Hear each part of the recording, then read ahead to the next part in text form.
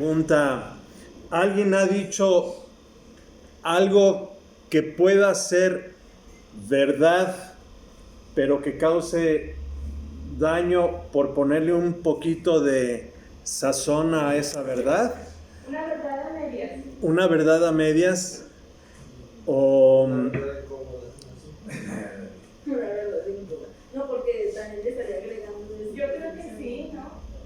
yo creo que a veces decimos verdades con un tono de maldad para causar cierto daño. Y a veces leemos los salmos con la visión o con la idea de que son dirigidos a ciertos personajes bíblicos, pero lo que nos debe de enseñar la palabra es que debemos de hacer conciencia de qué tanto aplica esto en nuestra vida.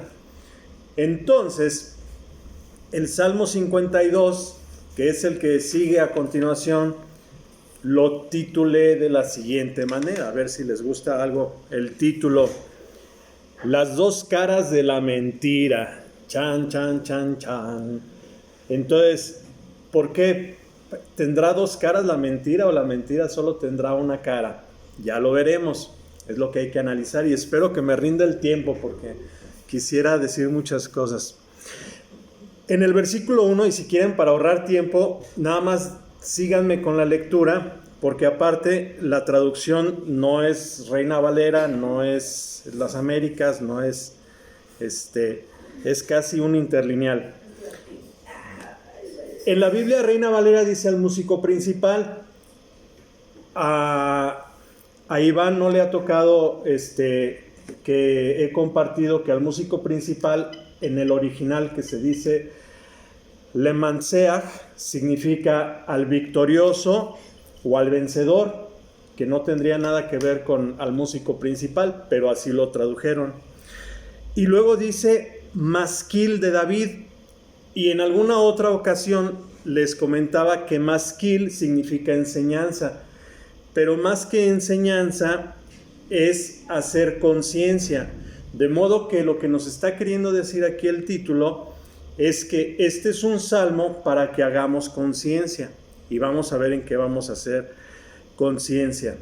Dice también en el versículo 2 del original, porque aquí en la Reina Valera empieza a partir, esos no cuentan como versículos, también ya lo he explicado, nos da la historia o el contexto de por qué o para quién va a escribir este salmo. Entonces dice que este salmo es cuando vino Doeg el edomita, y dio cuenta a Saúl diciéndole: David ha venido a casa de Ahimelech. Y eso lo vamos a ver en 1 Samuel capítulo 21 y capítulo 22. Entonces, en el versículo, no vamos a ir para allá para no gastar tanto tiempo, en el versículo de 1 Samuel o primer libro de Samuel 21:2, dice David que Saúl el rey le encomendó, que lo envió a una misión. ¿Eso fue mentira o fue verdad?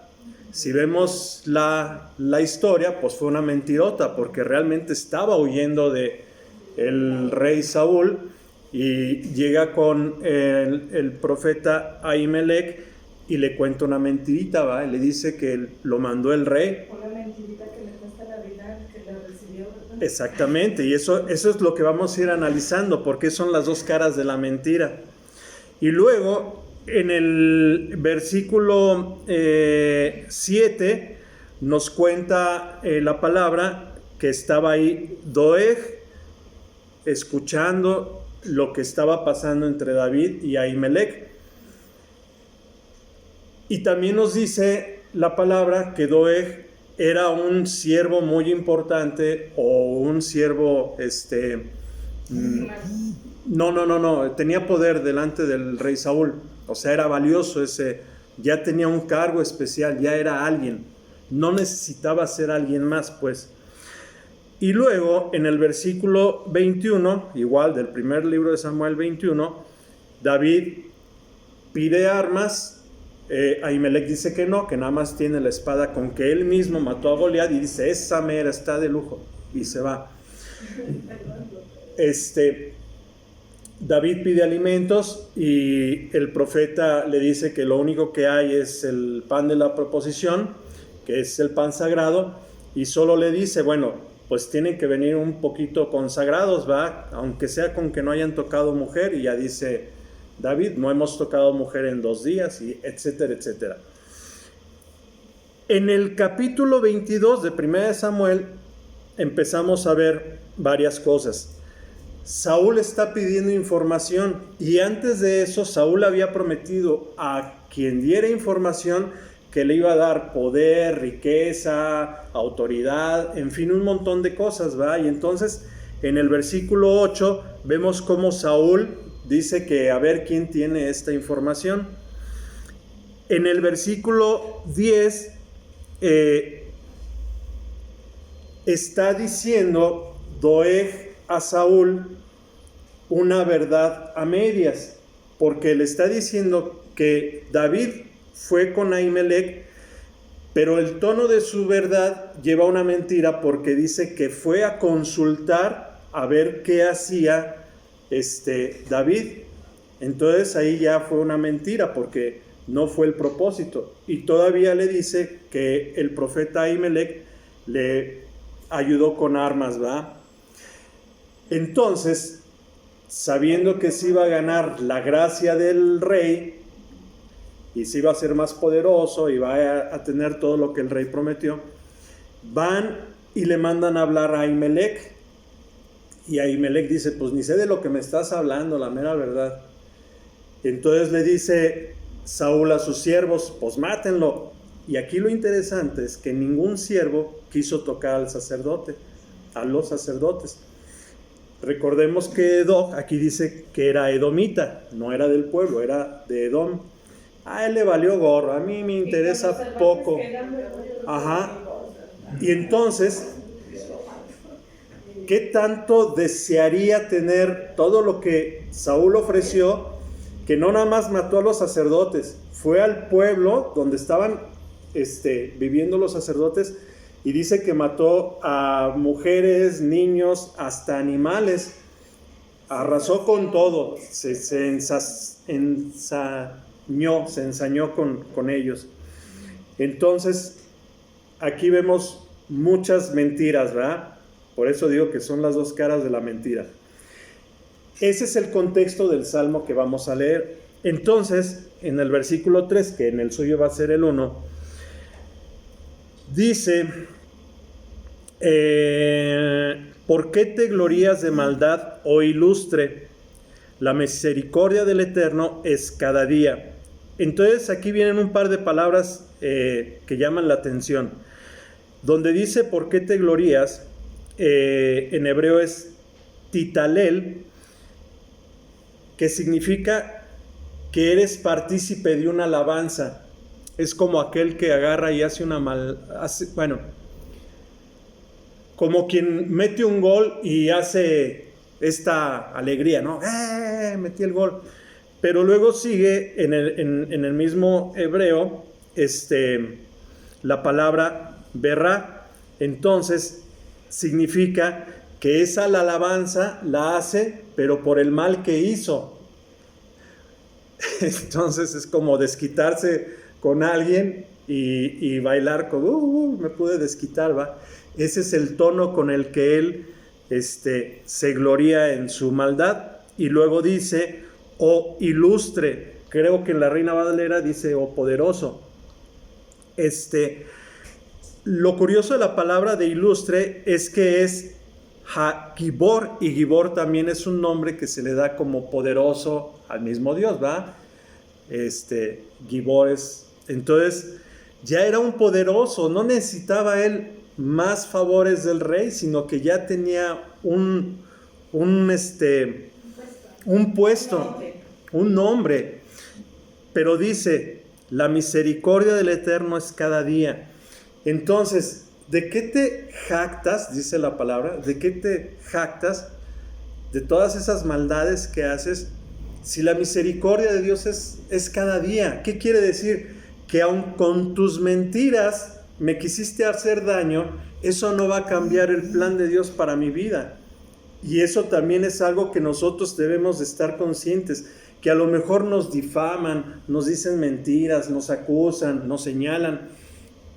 Decir, la misericordia de Dios es para siempre y cada día. Aunque tú me hagas el daño que me quieras hacer, eso no va a cambiar los planes que Dios tiene para mi vida. Y es lo que está diciendo aquí el versículo. ¿De qué te glorías? ¿De qué te emocionas? ¿De qué haces fiesta por desquitarte o por vengarte, ¿verdad?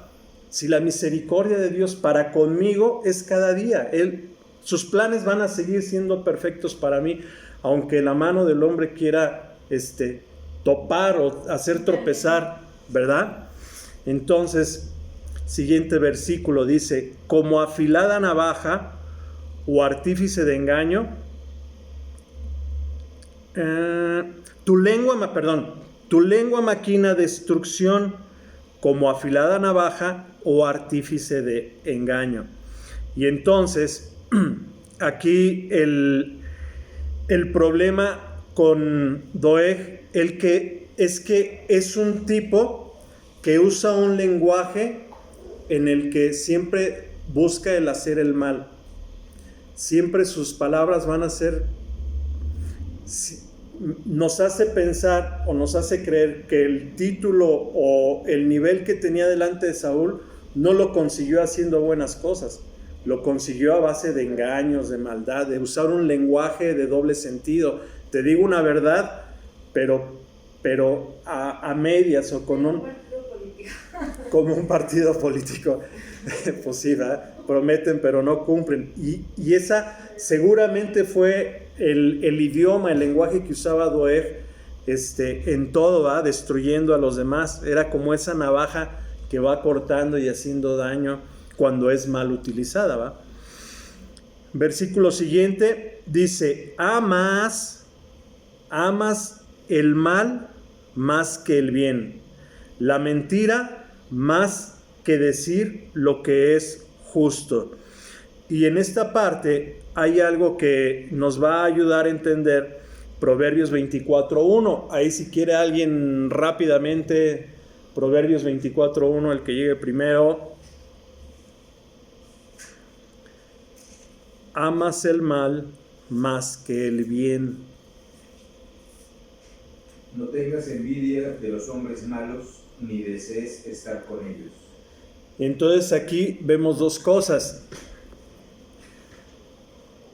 Le está diciendo a Doeg que amas el mal. Y tenía un título de prominencia delante de Saúl. Hay gente, y el problema aquí lo dice el proverbio, que desea estar con los malvados, porque dicen, bueno, si yo me junto con esta persona que tiene cierto nivel, a lo mejor me va a ir bien. Y ya hay un deseo, y aquí el problema es que dice que el deseo es el que es malo. ¿Lo repites, porfis? No tengas envidia de los hombres malos, ni desees estar con ellos. Ni desees estar con ellos. Que dice era, por lo que me vino a la mente, lisonjero, ¿no? Exactamente, sí, exactamente, un lisonjero. Y acá con lo del proverbio habla que pues uno que es lisonjero también lo hace con mala intención. Dice que es alabanza exagerada y generalmente interesada, que se hace a una persona para conseguir un favor o ganar su... Ajá. Doeg, sí, logró su puesto. Ajá. Alguna vez yo les comentaba que el problema de muchos pastores no es tanto el adulterio, que les guste los diezmos y estar robando a Dios con sus diezmos, sino que es la gente que los lisonjea, los hace caer más. Y esos lisonjeros quieren ser líderes de alabanza, ser líderes de acá, puestos, ser vistos. Y esto es el carácter de Doeg. Y como ya son la chicharrita y sigue esto muy largo, me voy más corridito. Entonces, bueno, no deseemos estar con el malo, Dice el siguiente versículo, amas toda palabra destructora, o lengua de engaño. Entonces, aquí igual, mimra, que es la palabra lengua de engaño traducida, significa un lenguaje fingido. O sea, yo hablo muy bonito con alguien, pero mi lenguaje es fingidote, no siento afecto por alguien, pero con tal de ganarme su favor, finjo amor. Entonces es esta la traducción de la palabra mimra. Luego dice el siguiente versículo: pero el Eterno te destruirá para siempre, te arrebatará, te arrancará de tu tienda y te desarraigará de la tierra de los vivientes. Y aquí hay dos cosas, una que les quiero poner un ejemplo y la otra Juan 3 del 18 al 20. Y ahorita que estamos limpiando el terreno, hay hierbas malas que salen, que tienen un problema. Si las arrancas así a raíz, vuelven a salir. Si dices, no, la voy a arrancar más a fondo y le tallas poquito más a fondo y la quitas, por ser hierba mala, sigue siendo, crece o no vuelve a crecer. Dicen, esta ya la quité y no vuelve a crecer. Y al tiempo vuelve a crecer. Entonces, lo que ahora hacemos es escarbar desde sus raíces, y a veces agarran la raíz y hasta me gusta porque se va jalando y salen unas tirotas que parecen de Tarzán, así unas lianas. Entonces, esta idea es la que me llegó cuando que dice, pero el Eterno te destruirá, que va más en el sentido te aplastará para siempre, te arrebatará, te arrancará de tu tienda y te desarraigará de la tierra de los vivientes. ¿Qué dice Juan 3 del 18 al 20? 18. El que en él cree no es condenado, pero el que no cree ya ha sido condenado porque no ha creído en el nombre del unigénito del Hijo de Dios.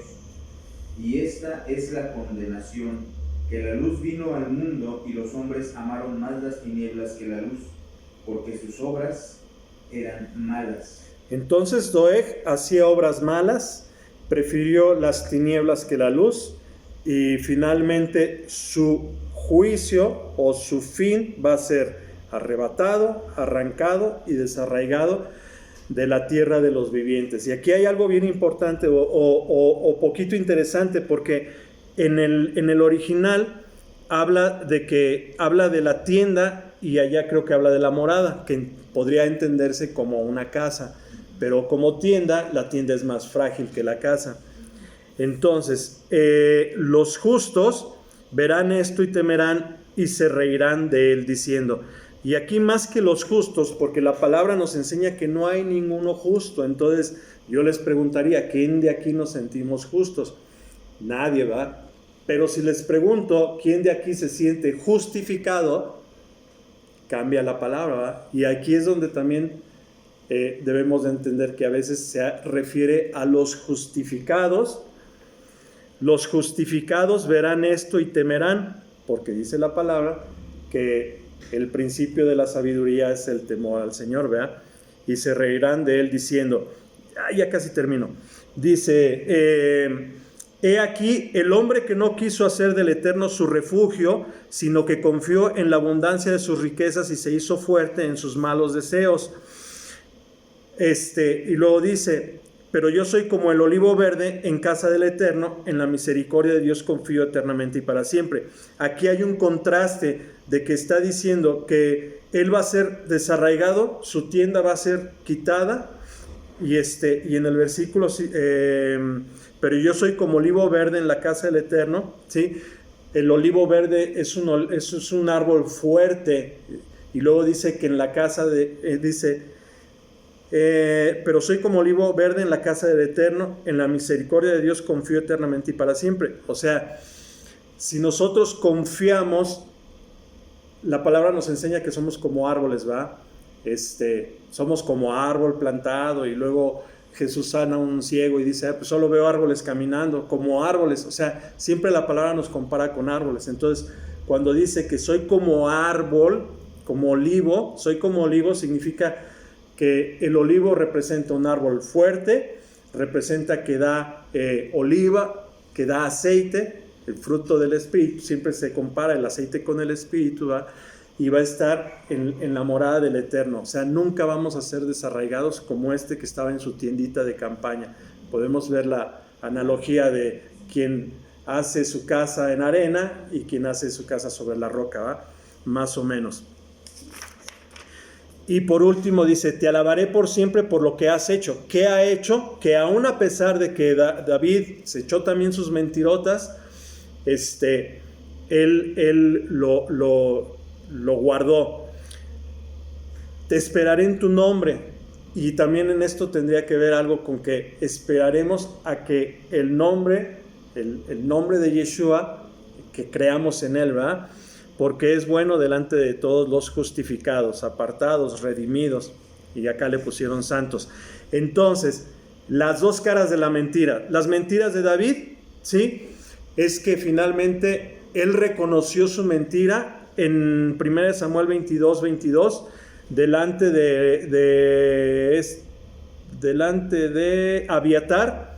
Dice, híjole, por mi culpa fue que este hombre hizo, desde que lo vi sabía que algo no estaba bien, y hay un arrepentimiento de su mentira y reconoce que por su culpa hubo toda esta mortandad, ¿sí? Pero la mentira de Doeg, en ella no vemos arrepentimiento, vemos que desea las cosas del mundo, que no le importa matar por obtener fama y riqueza, aparte de la que ya tenía, o sea, era ambicioso. Entonces, en una vemos que David tiene arrepentimiento y que finalmente el Eterno también tenía un propósito para él en su vida, que aunque se echó su mentirita de que el rey lo había mandado ahí, finalmente en la misericordia, por eso dice aquí en el último versículo, te alabaré para siempre por lo que has hecho, que aún a pesar de la mentirota que se aventó David, le perdonó la vida, y esperaremos en su nombre. Y pues creo que ya es tarde y se nos terminó el tiempo, pero había mucho que sacar. Si da tiempo de compartir o platicar algo, Clau nos ayuda bendiciendo